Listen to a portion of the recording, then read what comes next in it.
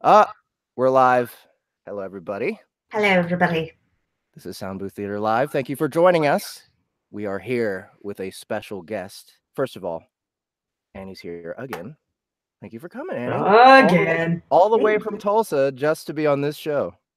Yeah, the mileage is starting to put some real wear and tear on my car. I think I might not do as many of these per week. Yeah, maybe. Maybe that'd be better.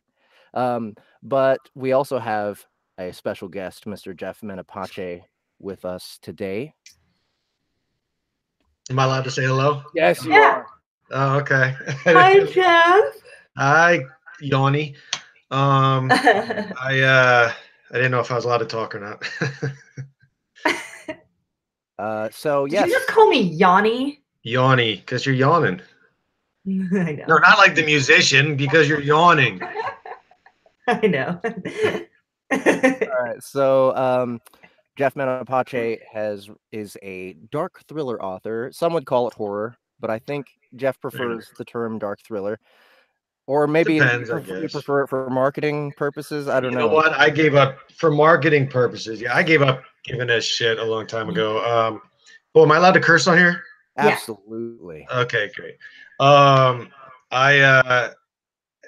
just when I think of horror, I think of supernatural.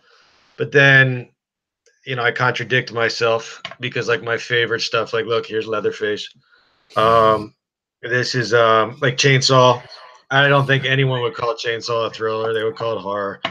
And there's no supernatural element, so I stopped caring. I still call them thrillers though. You know what? I'm gonna grab my drink. I'll be right back. So today, what we are going to be working out is voices for the sequel to an audiobook I did more than 3 years ago now, which is kind of crazy to think that it's been that long. Yeah, it doesn't feel that long.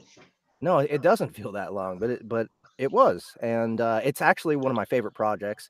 A lot of Jeff's stuff, like all of his stuff, has been stuff I just really loved to work on. So I'm super glad to be back working with him again on Wildlife Reckoning, which is the sequel to Wildlife.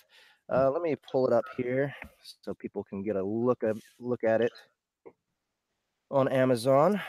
The feeling is very mutual, by the way. Thank you.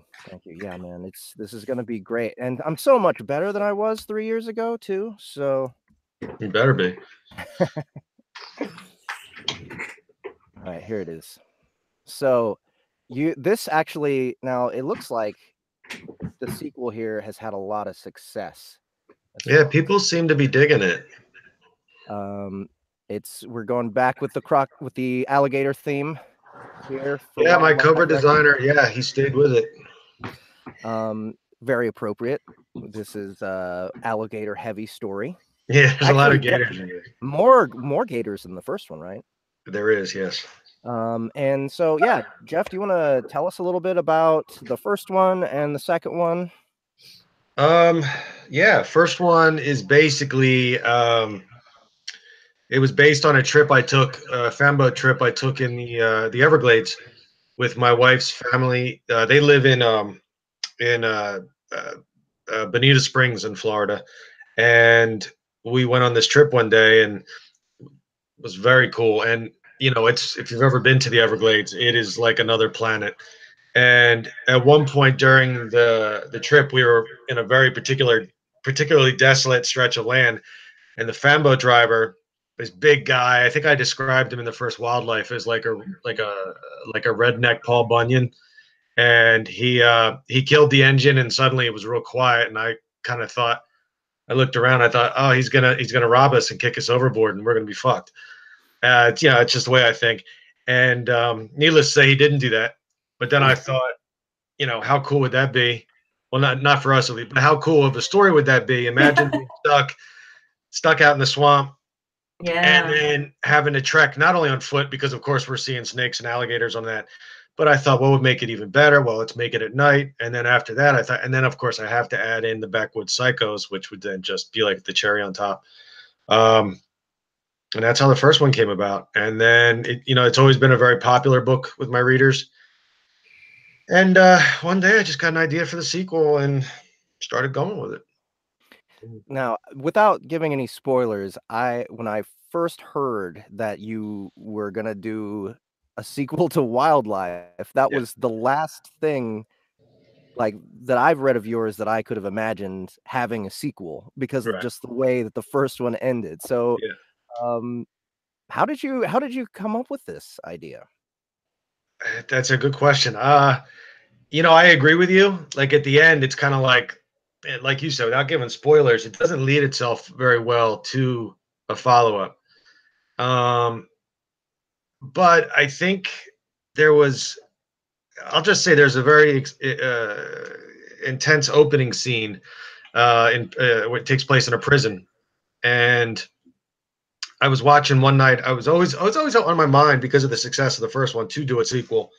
So I was watching one of those, those lockup shows, and stuff like that. And there was an episode where a father and son were reunited in prison, but there was a lot of animosity between them.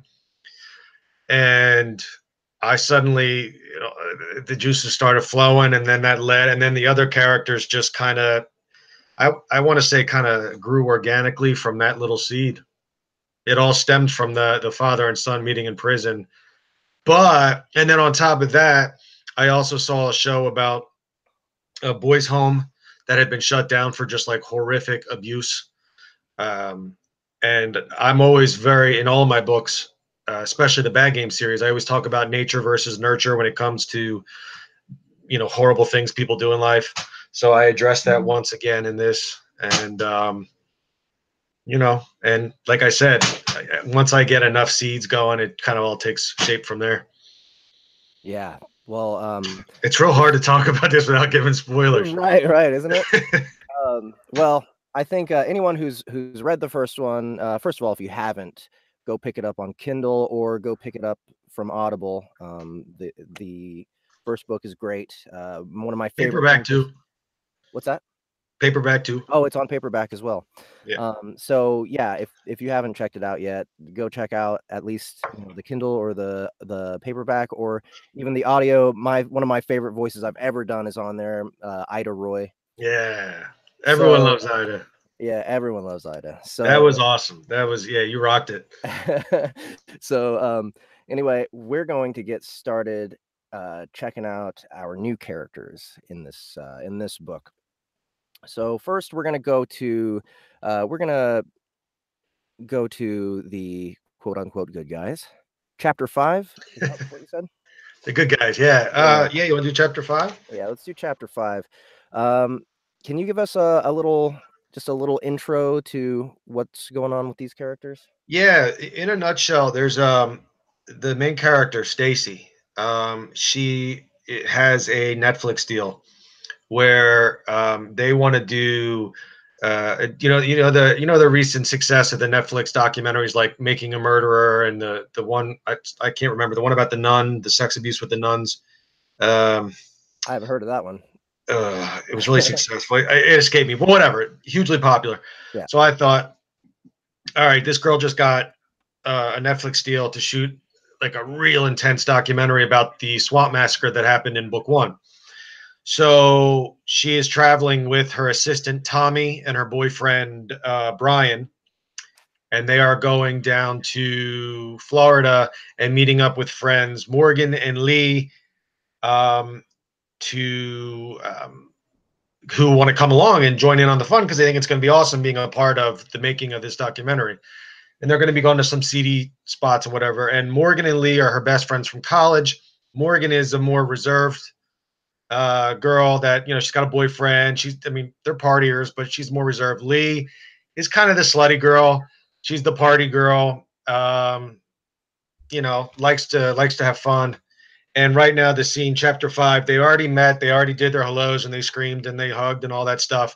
And now they're in Morgan and Lee's apartment, and they're drinking, and they're talking about the documentary. Cool. Okay, so do you have any requests as far as how you want any of these characters in this scene to sound? Eeh. Okay. For you, Jeff, I'll say Tommy is like he's the shy, dorky one of the group. Yep. I don't want to say dorky. He's not particularly.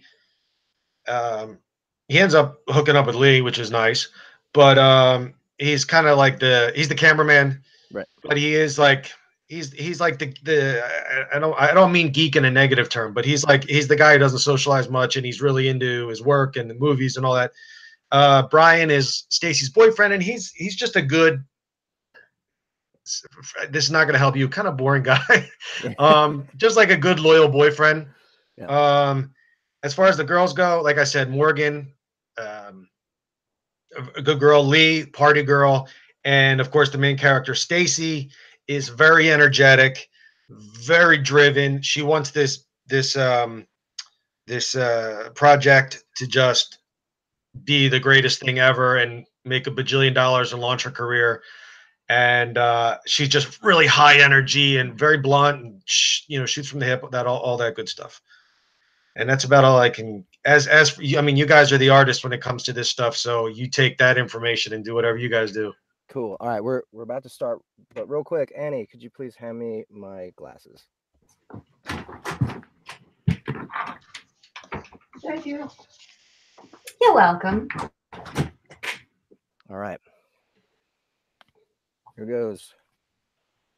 Chapter 5.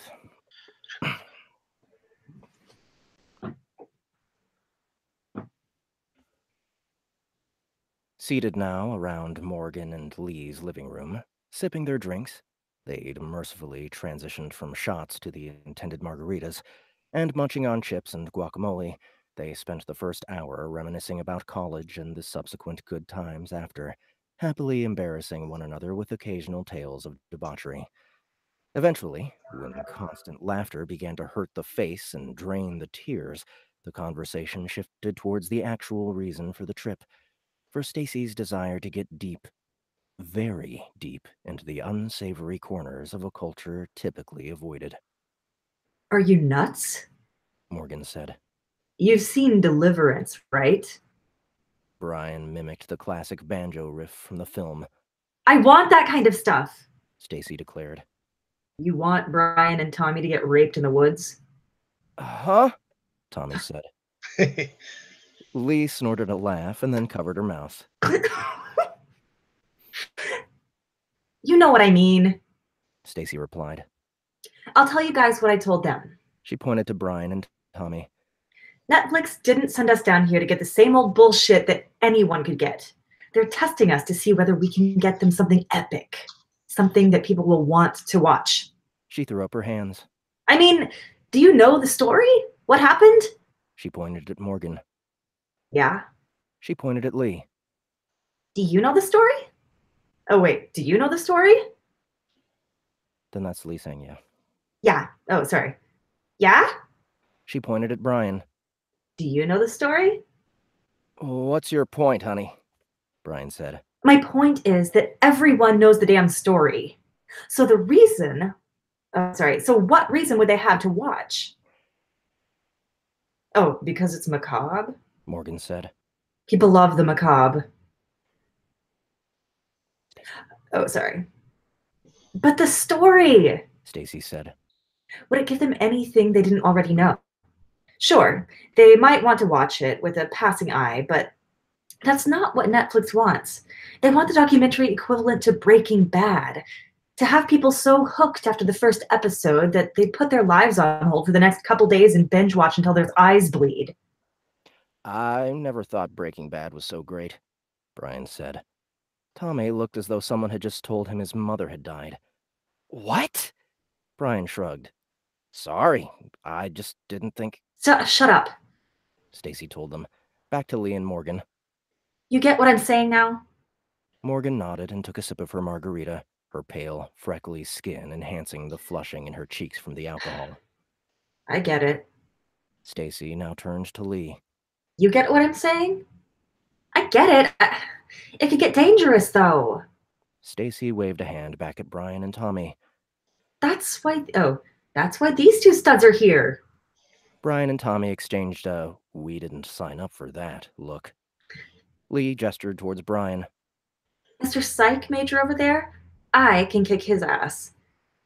Oh, sorry, I'm Lee, sorry. Mr. Psych Major over there? I can kick his ass. I've lost count how many times I have over the years. I think you meant to say you've lost count of how many men you've had over the years, Brian said. Stacy and Morgan grinned, and Oh. Lee raised a fist. Keep it up? Is that Oh, what keep you it up. Is that what you used to tell them? Threatening fist and all? Stacy and Morgan laughed. Even Lee had to acknowledge Brian's wit with a laugh. Much as I hate to admit it, Lee does have a point, Brian eventually said. If we venture into the kind of places you're talking about, dive bars, swamp huts on the river, whatever, it could get dangerous at times. And I'm not talking about snakes and alligators. I'll talk Mick into coming with us, Morgan said. Who's Mick? Tommy asked. Her boyfriend, Brian told him. Dude's a badass, into MMA and all that. He's also got a gun, Morgan added. He does? Stacy said, looking surprised. We live in Miami, Morgan replied. Is he good with it? Brian asked. Morgan shrugged. I think so. He goes to the range a lot. You think he'll come along? Stacy asked. I'll ask him tonight. What's tonight? You didn't really think you were going to come to Miami and not spend at least one night on the town, did you? Stacy started to say something.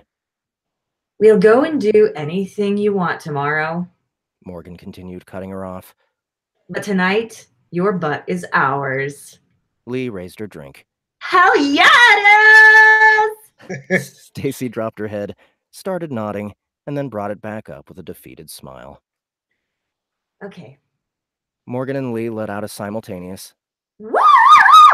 that made both Brian and Tommy flinch. Let me go outside for number 2 first, though, okay? Stacy said. Lee and Morgan looked at each other. We do have a toilet. Morgan said. Stacy laughed. I didn't tell you guys. I quit smoking.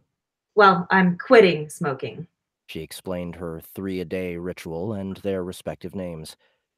Even when you drink? Lee asked. Stacy nodded. Even when I drink. 3 a day, no more. Very impressive. Proud of you, girl.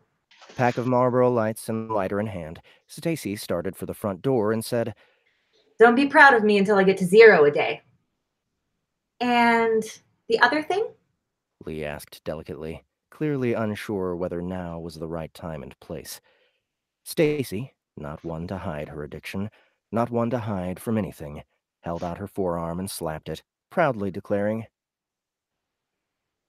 Oh, 8 years since a needle touched this baby.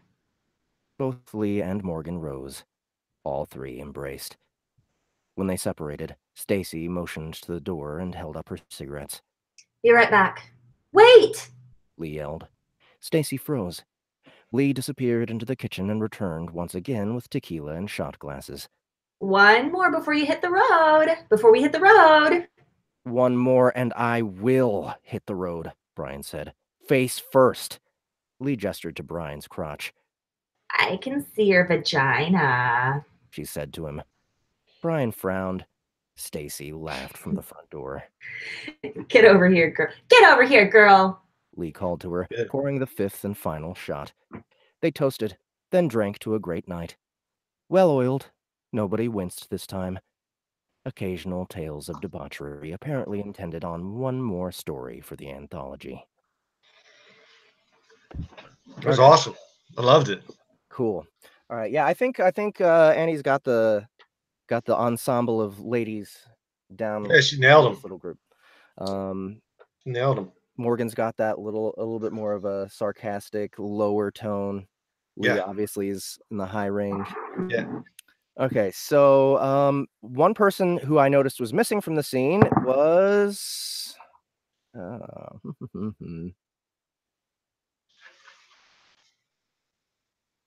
Are you asking me? Mick. Mick. Oh, the boyfriend. Yeah. Yeah.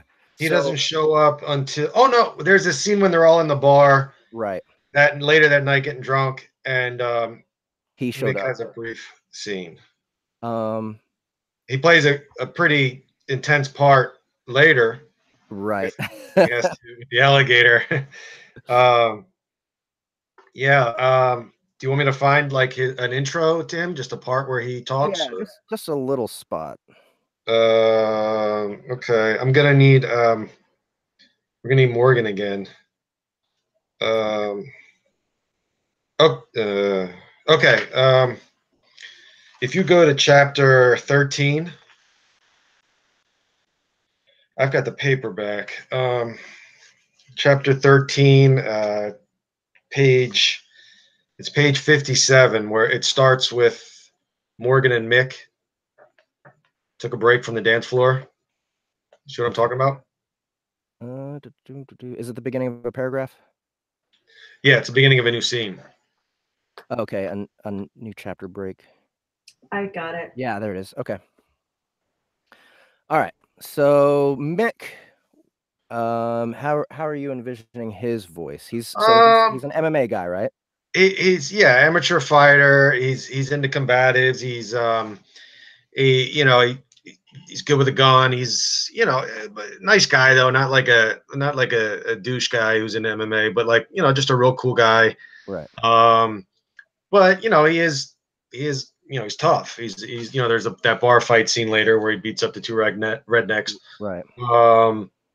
But not. I don't want him to sound like Clint Eastwood or anything. You know what Right. I'm saying? Like he's not not a tough guy, but he's he's very laid back, chill, but a nice guy, a genuinely cool guy. Just like I'm trying to think. You're in MMA, so I'm trying to think of an MMA fighter that might. I don't know. It comes to mind actually.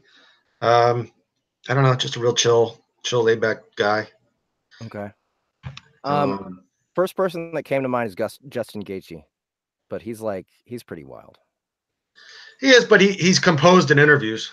Yeah, that's true. Yeah, Gaethje would be Gaethje works. I mean, do you have enough?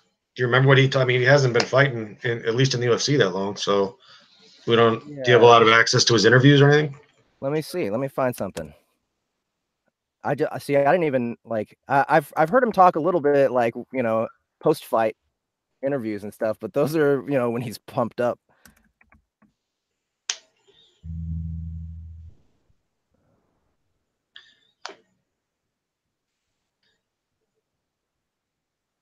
I mean, you could try. I mean, just your voice would do, Jeff. I mean, it doesn't. Like I said, I don't want him to sound like an uber tough guy, and then again, I don't want him to sound like a sissy either. But let's check this one out. So right now, why don't we welcome in the victorious Justin? Can everybody hear that? First and foremost, congratulations! Another stellar performance from you. This time, you didn't have to take so much damage, which makes, I'm sure, a lot of your fans happy. But how good does this victory feel, especially since you said you did take the things he said about you personally? Feels amazing. I forgot what this felt like. You're coming off 2 losses. It's a tough spot. You heard many people say it, but you start questioning yourself. I'm just glad. I used it as a learning experience. I feel like I was way more patient than I always have been. I wanted to go out there and I wanted to pick my shots. I wanted to pressure him with my feet, get my head to his chest, and then smoke him. And that's what I did. Okay. I think I got something good out of him. yeah, You should try it as Morgan Freeman. Okay, Morgan Freeman. Let's see. I put my fist through his head. I put my fist. Morgan and Mick. Morgan and Mick took a break from the dance floor and sat at a small table far away enough from the DJ so they could hear themselves talk without shouting. Still breathing heavy and grinning from the exhilaration of dancing, Morgan spoke in pauses, catching her breath between each statement. So, what do you think? She asked. About coming with us? Mick, no neck and cauliflower ears from a lifetime of grappling, a thin white scar a couple of inches long running diagonally through one of his thick eyebrows, the result of an inadvertent headbutt during an amateur mixed martial arts bout, sat back in his seat and let out a long sigh. He said. Oh, come on. She whined. It'll be fun. Actually, this is Morgan, so she's the deeper, more Right, sarcastic. right. Okay. But I'm Yeah, but also she, excited and out of breath. Okay. and she's drunk. And she's drunk. Okay. Her strawberry blonde bangs were now sweaty and clinging annoyingly to her brow. She frowned, wiped them away, and then quickly regrouped with a salesman's smile and a new pitch. Maybe they'll let us be in the documentary. How cool would that be? I don't want to be in a documentary. Please, please, please. We'll drive separately.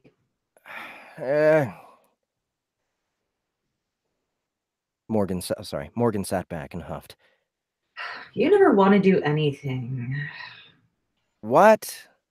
All you want to do is train, eat, and watch movies. Mick snorted and waved an arm around the club. I came out tonight, didn't I? I even danced. Only because you're drunk. That's the only reason any straight guy dances. She huffed again, folded her arms. Mick sighed. Ah. Shit. Yay! Morgan jumped into his lap and kissed him. Okay, so that's Mick. How do you feel about that? Perfect. Good? Okay. Yeah, love it.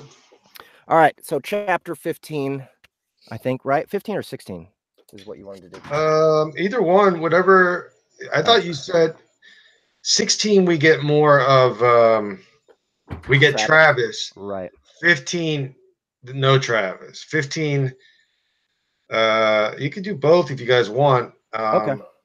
It's up to you if you want. I mean, do whatever you feel you have time for or you want to do. I think we can do both, but maybe we can stop at a certain point in 16 to not give away a certain thing that happens. Oh yeah. Yeah. Yeah. Okay. That is yeah, that is a scene that got to a lot of people. I've gotten a lot of fan mail on that one. Bad fan mail or good or both? Yeah, oh, it's always good. Well, not always. That's not true. But it was good. But people questioning my sanity, that stuff.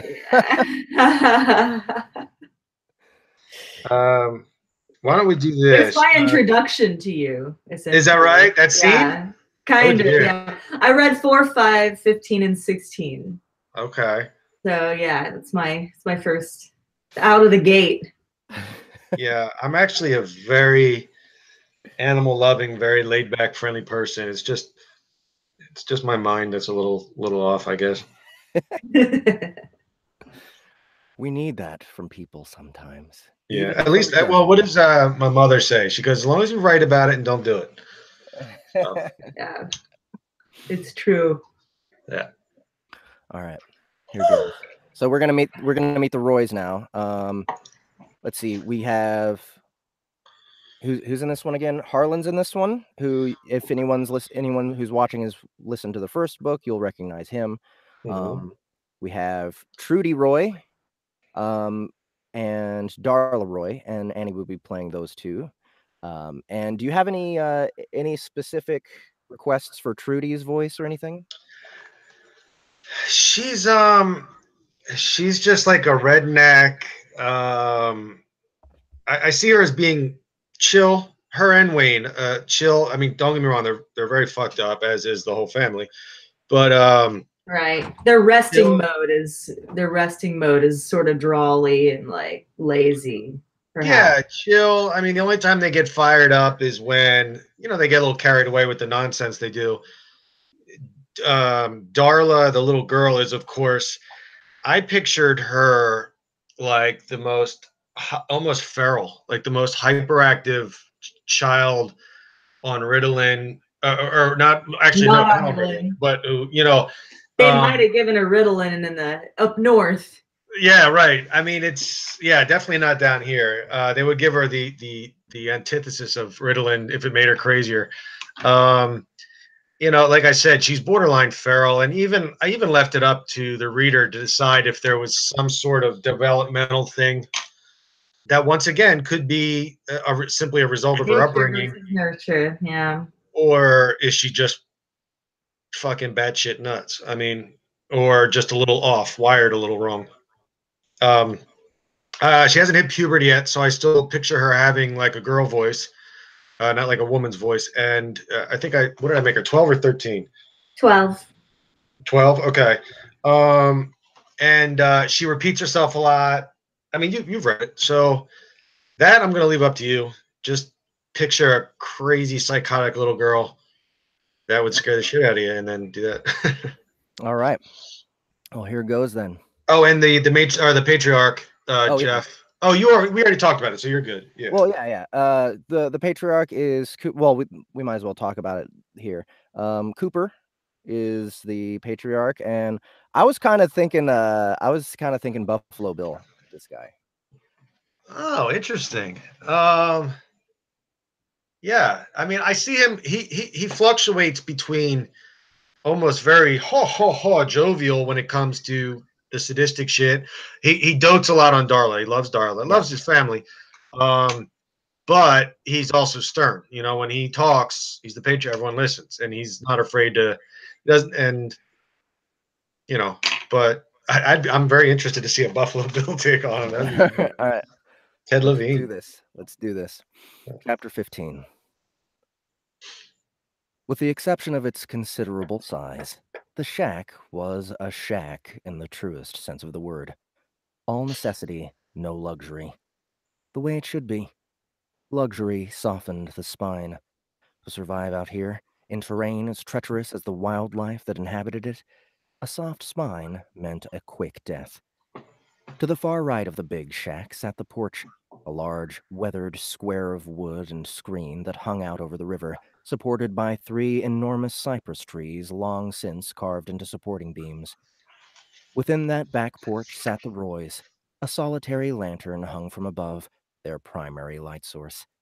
Its yellow glow, ghostly as it was in the murk of the porch, would have done them no favors had it been something more efficient.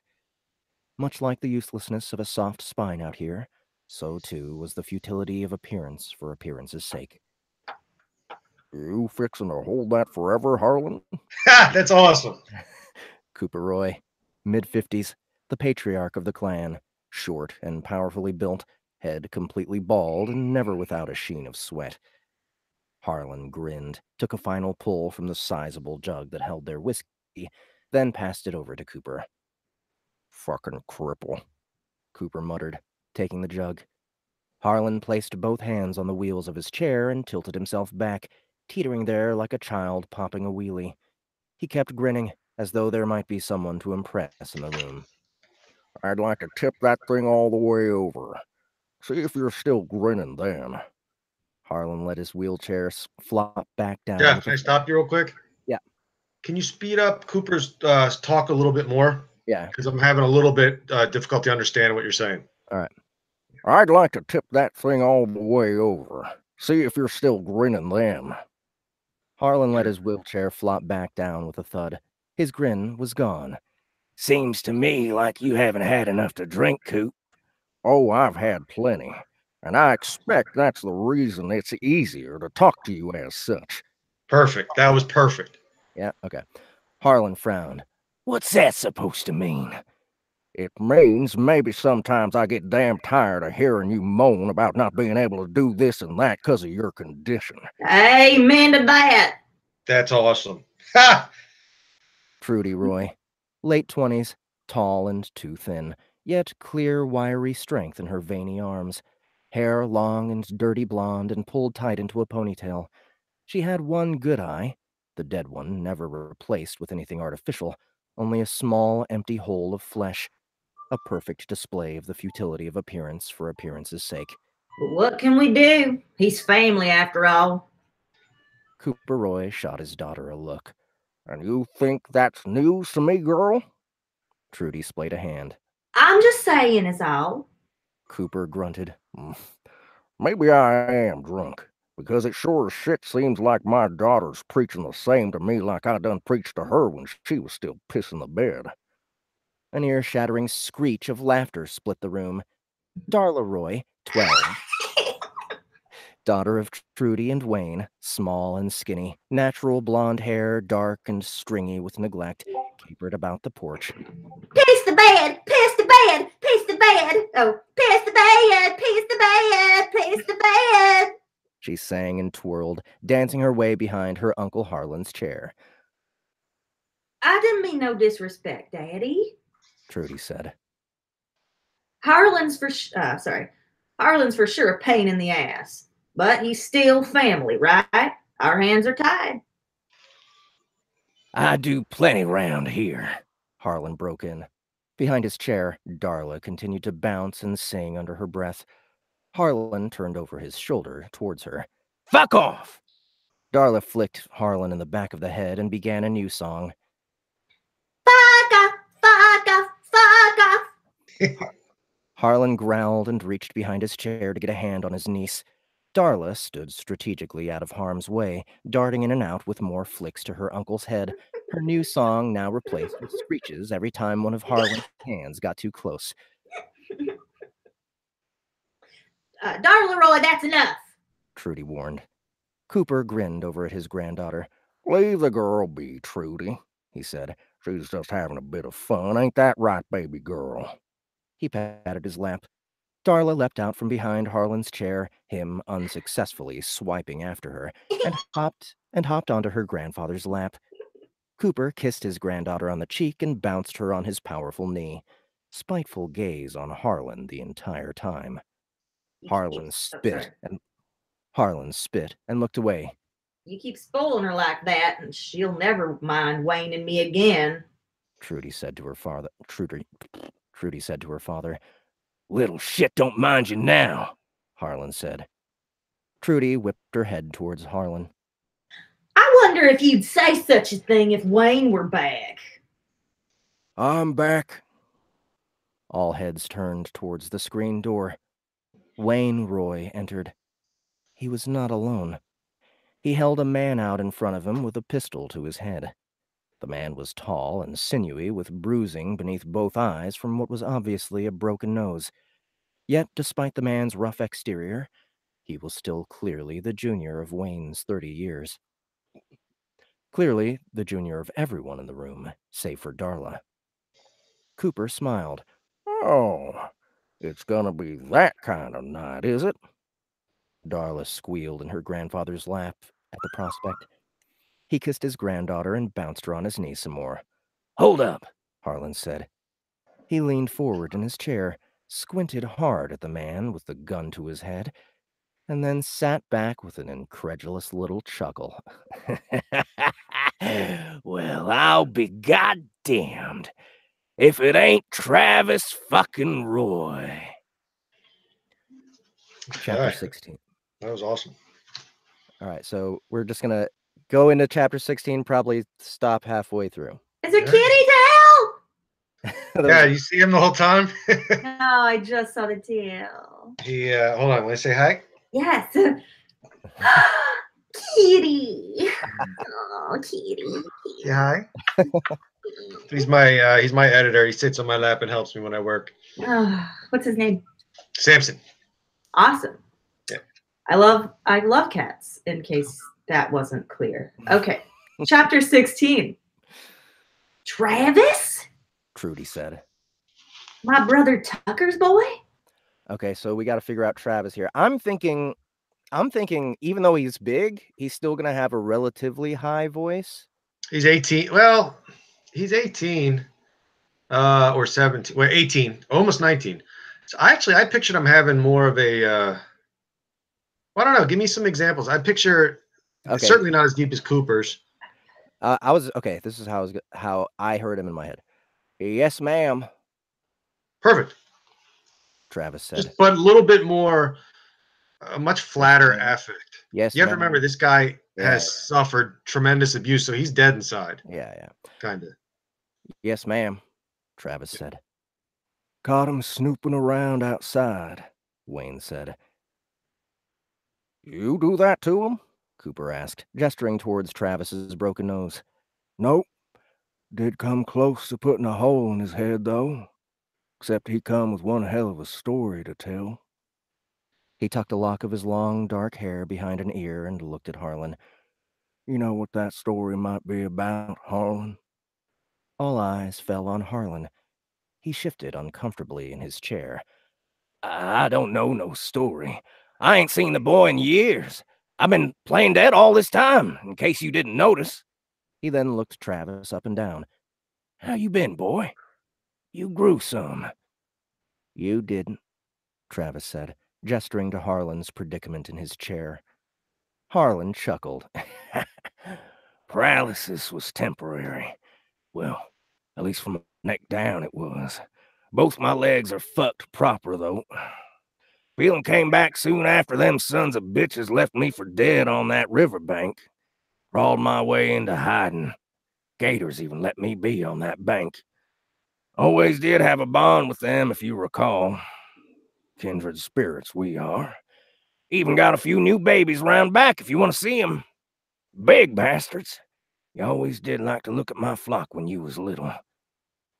I don't want to see them, Travis said flatly. Harlan shrugged. Suit yourself. Cooper Roy stood, wiped sweat from his bald head. His thick chest heaved with authority as he spoke. All right. So just what the hell is this? Travis, what business you got with us that sees you poking around this far up the river? It only takes a short time to forget how the swamp goes, boy. You've been spending all that time at that fancy school up north? Wayne blowing your head off would have been the least of your problems out here, especially at night. Travis looked at Harlan. Never told them, did you, Harlan? Told them what? Cooper said. What the hell you on about, boy? About where I've been all this time? Aunt Trudy stepped forward. Well, where you been? We got word Judge sent you up north in exchange for your daddy's full confession. Go on, Harlan, Travis said. I'll give you a chance to come clean. I know that you know. And in the future, I'd suggest you don't go keeping company with bootleggers who like a good secret more than they do a drink. For a man that's supposed to be dead, you sure do take a risk or two, don't you? Cooper thudded forward, poking his thick finger into Harlan's chest. Took my fucking boat, didn't you son of a bitch? Dragged your crippled ass into my fucking boat when you was on your own. He turned to Trudy. Didn't I tell you someone had been? Didn't I? Back to Harlan. Took my fucking boat, you crippled prick. He spat at Harlan's feet. Darla began a twirl and a song. Cripple prick, cripple prick, cripple prick. God damn it, girl, shut the fuck up! Harlan yelled. Wayne shoved Travis aside and was on Harlan in 2 giant strides, smashing his fist into Harlan's nose. Harlan's head rocked back and then sprung forward. Blood immediately gushed from his nose. Wayne ran a hand through his hair to keep it out of his eyes, bent, and got in Harlan's face. Something else you want to say to my little girl, Harlan? Travis remained where he was, making no attempt to leave. Blood from his nose was already framing Harlan's mouth, reddening his scraggly goatee. He wiped it away as he would foam from a beer, leaned his head back, and threw up his hands. Oh, for the love of... All right! I knew! Boy didn't go up north. He was at Hattonworth the whole time, all right? Everyone happy now? Jesus H. Christ. Hattonworth? Trudy said. She looked at Cooper, her one good eye none too pleased. Heard of that place. Hell on earth, they call it. Harlan rolled his eyes, continued wiping away blood as he spoke. Oh, sure. Everyone knows the name. Everyone knows the stories. Place has been around forever. Can't be that damn bad, otherwise they'd have shut it down by now. Trudy looked at Travis. How did they treat you there, Travis? Travis hesitated a moment. Then, I wouldn't even wish my stay on Harlan there, ma'am. Trudy glared Harlan's way, then turned back on Travis with as nurturing a look as Trudy Roy was capable of. You call me Aunt Trudy, you hear? Travis nodded.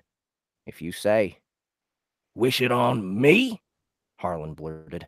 What problem you got with me, boy? Was your daddy's lawyer that fucked you, not me.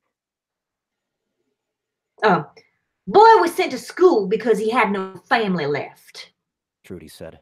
You could have come forward, Harlan. How the hell was I supposed to come forward? I was supposed to be dead. And after Tucker's confession, Cooper said, could have come forward then without bother. And how the hell you know that, Coop? Harlan countered. You know as much about law as I do. Jack shit. Oh, well. Then how about this? Trudy broke in. How about you should have at least told us about the boy? We could have gone down and claimed him as one of our own. Saved him from that place. Harlan actually started laughing. You think Tucker would have want that? Hell, he kept y'all a secret from the boy for a reason.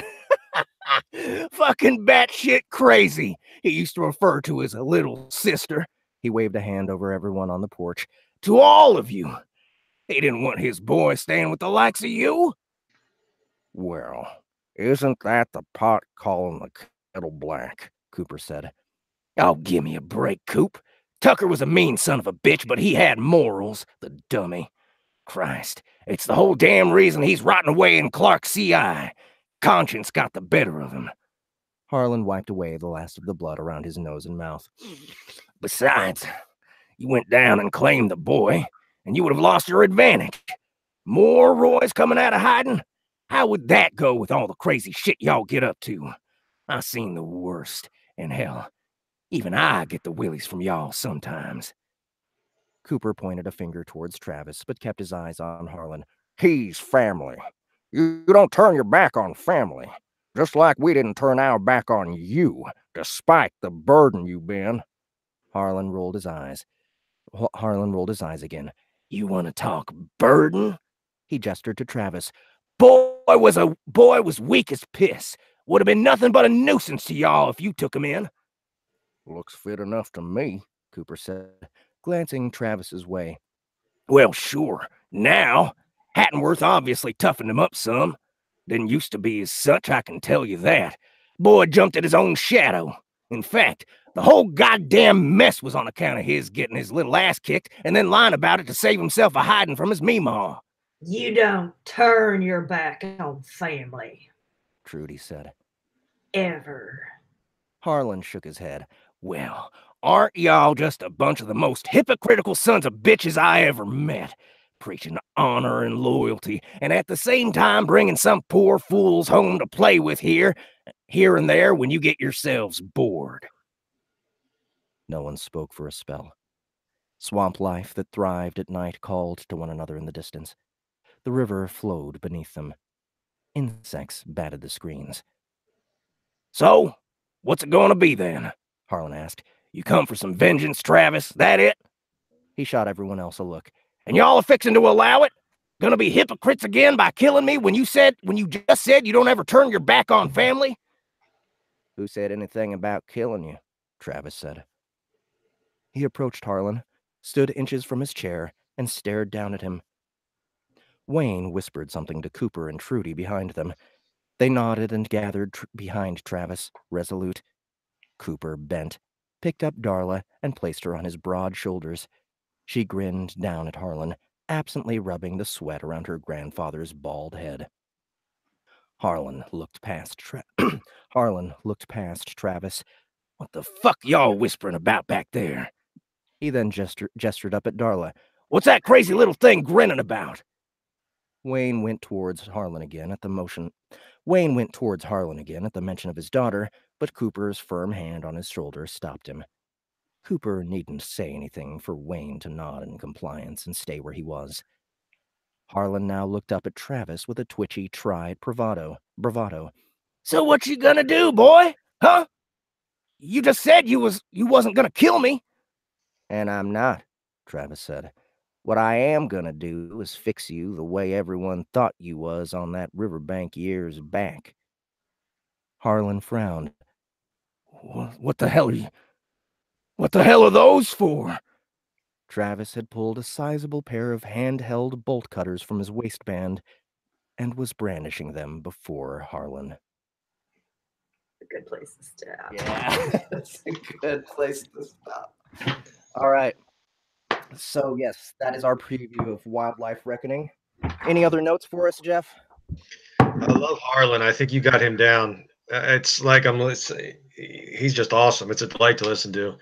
I think you guys nailed it. I think the only thing I would say is with Darla, her cadence might be a little quicker.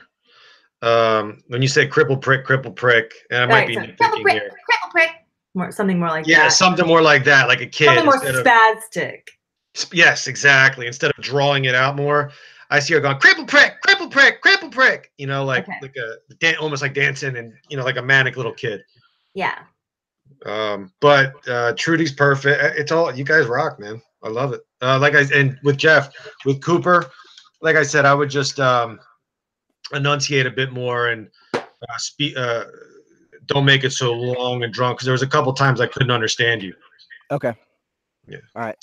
So he's not drawly, really. He's just, well, they're all drawly. I mean, they're all from the same place, but you were the voice was very it was very deep and Buffalo Billy, and it was hard to well, sometimes he is understand you a couple times. When you watch this again and listen, you'll probably see. Hopefully, you'll see what I'm talking about. Yeah. I mean, sometimes I actually find that he as an actor is hard to understand too. Yeah, I agree. So I agree. He's got that weird. Yeah. So I need to watch that while I'm recording. But okay. Yeah, because he's got a lot of dialogue. Yeah, he's got a lot. Yeah.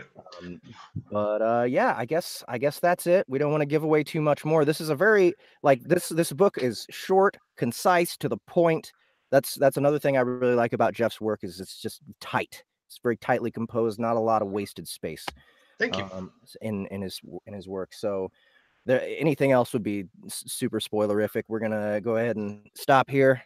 And say thanks again to Jeff Menapace for coming and hanging out with us. Oh, this was fun, man. I loved it. It's very cool. I will do this again in a heartbeat for the next project. Oh man, you know what I'm looking forward to. Like, you just released that short story of Cliche. Cliche. Now, when I first narrated the audiobook, and actually the audiobook is still labeled this, it was called Hair of the Bitch. I know. Which I think is a superior title. But, so do I. But for marketing reasons, you had to change it. And I hope it did better because of it. But so you have that little short story that's sort of a sequel to that. To Numb? It is. I wanted to do like I think I put it on the page, like a literary form of Netflix, where I wanted to. It is definitely a sequel, and I wanted to do like a new episode every few months. And it's our boy Calvin and our Psycho Angela are back. Poor Calvin and Psycho Angela. And actually, Jeff, I'm almost done the second episode. So eventually I'm going to be boxing them up after there's a few, and I'm going to need you for that one as well. Awesome. Oh, here we go. Yeah. So how many words is this one? The first one I think was like 12,000. It's not very. It's a short story. But it takes the premise and insanity of the first. Basically, you're going to be meeting a lot of people who run similar enterprises like Angela did in the first one, and then ratchet it up by 1,000. And there's places called the Track, and Calvin is now referred to as a pony, and there are hunters, and there are it's fucked up. It's out there. And it's in the best. It's called Cliche because each episode is based on a stereotypical, a cliche that you find in film or TV. So, and let's just say that poor Calvin, who does not know he is Calvin anymore, by the way, is reprogrammed. There's a little Black Mirror hint influence going on here. Nice. And poor Calvin has to reenact a new cliche every month or so, or unless he dies. And people at the track bet on him. They're ponies, and they have hunters they bet on, and they're actors, and it's really, it's out there. So okay, cool. So you said the second episode is coming when? It's a good question. you know, it sucks because just when I think I'm done with something, I always want to add more. Um, Hopefully it'll be out. It'll be out soon. But I wouldn't probably ask you to narrate until I get a more of a cluster of them together. Right. So you know, you're not narrating a short story Right. Well, unless you want to. I'm looking forward to it. I mean, you know, the the length of this first one, I could do it in a day. I could narrate that in a day. And you know, it's great. We got we got. Oh, I just drew a blank on your name. Tell me your name again. Annie. Oh, Annie. Annie. Oh, I'm sorry. No problem. No problem. I just drew a Oh, blank. no, I'm the queen. We could have her doing Angela now. That would be perfect. Oh, she won't need the lisp anymore, will she? Yeah, right. Yeah. I don't know why you gave Angela a lisp. She doesn't have a lisp. It was at the very end after her teeth got knocked. Oh, right. That's right. Duh. Yes. Oh, right. Yeah, that's right. Yeah, she had her teeth. Yeah, well, I don't want to spoil it. Never mind. Yeah, right. But yeah, now we have Annie. She can do Angela. That would be badass. Cool. Yeah. So all right. Well, I'd be glad to work on it. The thing is, we could like release each one, and then once there's enough of them to box up, just re-release that. You know, if you want to, by all means, I mean, they're not out in paperback yet simply because they're too short. But if you want to, I would love it. I mean, hell yeah. Cool. I just didn't think you would want to wait, you know, it'd be worth your time to do shorter stuff. Well, that's the thing. I mean, if we are going to package them all together eventually anyway, then it's not really much more work to after we're done releasing all the little bits to put them all together. You know. Great. I mean, that's what we did. You know, I work with Gary Tiedemann in on Bad Games, and we did that with the first three. We released it as a box set, and all he had to do was just do a little editing and put them all together. Yep. So yeah, that is definitely something I'm interested in doing in the near future. So Jeff, thanks again for coming. Thank you so much. I really appreciate it. Thank you, Annie. Thank you. It was great meeting you, and you guys rocked it, man. I'm excited. I can't wait. It's going to be good. So thank you, everybody, for coming and watching and listening. If you liked this and haven't been here before, please subscribe to the YouTube channel, and you'll get updates the next time we do these. I do a bi-weekly show for requests only. And if you check in the description in the YouTube video, you'll find the link to our Facebook group where you can go and vote on what requests get read every 2 weeks. And we always we like to, as much as possible, for every book we can, do a sound booth theater live just to work out voices and talk to the author. And it's not just me.